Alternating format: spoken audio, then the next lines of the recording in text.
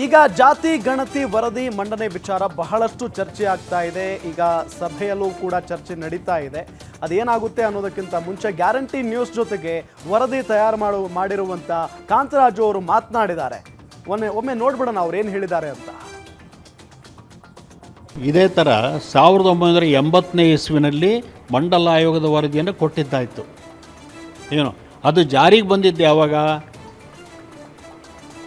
ವಿಶ್ವನಾಥ್ ಪ್ರತಾಪ್ ಸಿಂಗ್ ಅವರು VP ಸಿಂಗ್ ಅವರು ಪ್ರಧಾನಮಂತ್ರಿ ಆದಾಗ 92ರಲ್ಲಿ 12 ವರ್ಷ ಆಯಿತು. ಇಂಥದ್ದನ್ನು ಯಾಕಪ್ಪ ಅಂತ ಹೇಳಿದರೆ ಇದನ್ನು ಕಾರ್ಯರೂಪಕ್ಕೆ ತರಬೇಕು.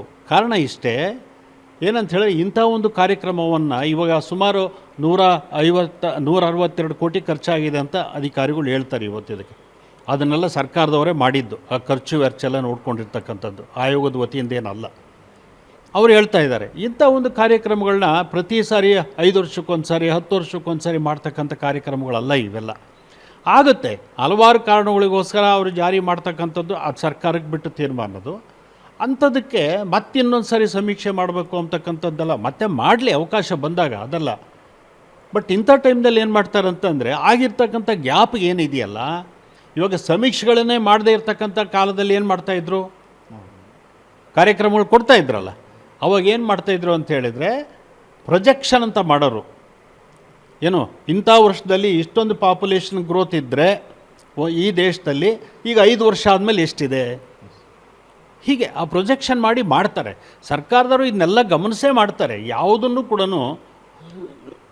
ಇವತ್ತು ವರದಿಯನ್ನು ಕೊಟ್ಟರೆ ಕೆಲವೇ ದಿನಗಳಲ್ಲಿ ಕೆಲವೇ ತಿಂಗಳುಗಳಲ್ಲಿ ಮಾಡ್ತಕ್ಕಂಥ ಸಂದರ್ಭಗಳು ಕಡಿಮೆ.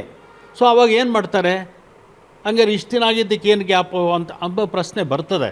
ಅದಕ್ಕೆಲ್ಲನೂ ಸರ್ಕಾರದಲ್ಲಿ ಅದಕ್ಕೊಂದು ಸೂತ್ರಗಳಿದ್ದಾವೆ, ಅದು ಮಾಡ್ತಾರೆ.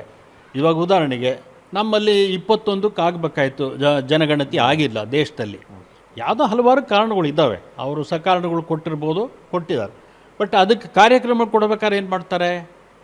ಹಿಂದಿನ ಅಂಕಿಅಂಶಗಳು ಗಮನಿಸಿ ಈಗ ಅಂದಾಜು ಎಷ್ಟಾಗಿರ್ಬೋದು ಅಂತಕ್ಕಂಥದ್ದನ್ನು ಗಮನಿಸಿ ಕಾರ್ಯಕ್ರಮಗಳು ಕೊಡ್ತಕ್ಕಂಥ ಪ್ರಯತ್ನ ಮಾಡ್ತಾರೆ. ಆದ್ದರಿಂದ ಈ ವರದಿಯನ್ನು ಇಷ್ಟು ವರ್ಷಗಳು ಆಯಿತು ಅಂತಕ್ಕಂಥ ದೃಷ್ಟಿಯಿಂದ ಹಿಂದಕ್ಕಿಡ್ತಕ್ಕಂಥದ್ದು ಅಥವಾ ಜಾರಿಗೆ ತರದೇ ಇರತಕ್ಕಂಥದ್ದು ಅಷ್ಟು ಸೂಕ್ತವಾಗಿ ಕಾಣೋದಿಲ್ಲ. ಇದೇ ಥರ 1980ನೇ ಇಸ್ವಿನಲ್ಲಿ ಮಂಡಲ ಆಯೋಗದ ವರದಿಯನ್ನು ಕೊಟ್ಟಿದ್ದಾಯಿತು. ಏನು ಅದು ಜಾರಿಗೆ ಬಂದಿದ್ದು ಯಾವಾಗ? ವಿಶ್ವನಾಥ್ ಪ್ರತಾಪ್ ಸಿಂಗ್ ಅವರು VP ಸಿಂಗ್ ಅವರು ಪ್ರಧಾನಮಂತ್ರಿ ಆದಾಗ 92ರಲ್ಲಿ 12 ವರ್ಷ ಆಯಿತು. ಇಂಥದ್ದನ್ನು ಯಾಕಪ್ಪ ಅಂತ ಹೇಳಿದರೆ ಇದನ್ನು ಕಾರ್ಯರೂಪಕ್ಕೆ ತರಬೇಕು.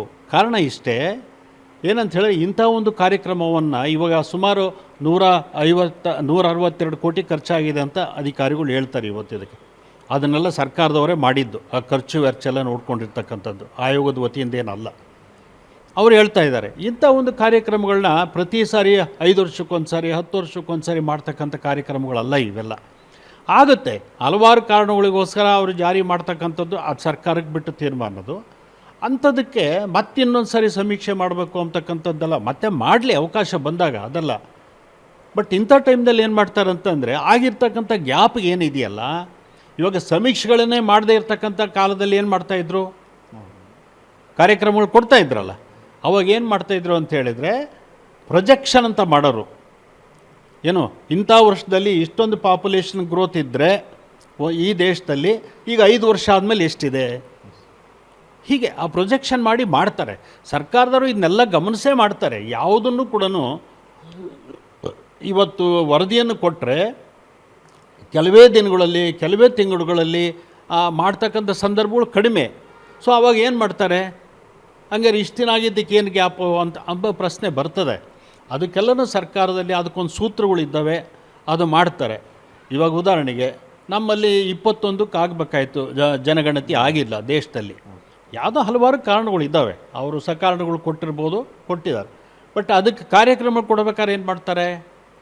ಹಿಂದಿನ ಅಂಕಿಅಂಶಗಳು ಗಮನಿಸಿ ಈಗ ಅಂದಾಜು ಎಷ್ಟಾಗಿರ್ಬೋದು ಅಂತಕ್ಕಂಥದ್ದನ್ನು ಗಮನಿಸಿ ಕಾರ್ಯಕ್ರಮಗಳು ಕೊಡ್ತಕ್ಕಂಥ ಪ್ರಯತ್ನ ಮಾಡ್ತಾರೆ. ಆದ್ದರಿಂದ ಈ ವರದಿಯನ್ನು ಇಷ್ಟು ವರ್ಷಗಳು ಆಯಿತು ಅಂತಕ್ಕಂಥ ದೃಷ್ಟಿಯಿಂದ ಹಿಂದಕ್ಕಿಡ್ತಕ್ಕಂಥದ್ದು ಅಥವಾ ಜಾರಿಗೆ ತರದೇ ಇರತಕ್ಕಂಥದ್ದು ಅಷ್ಟು ಸೂಕ್ತವಾಗಿ ಕಾಣೋದಿಲ್ಲ.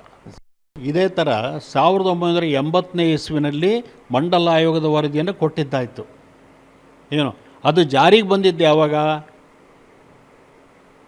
ವಿಶ್ವನಾಥ್ ಪ್ರತಾಪ್ ಸಿಂಗ್ ಅವರು ವಿ ಪಿ ಸಿಂಗ್ ಅವರು ಪ್ರಧಾನಮಂತ್ರಿ ಆದಾಗ 92ರಲ್ಲಿ 12 ವರ್ಷ ಆಯಿತು.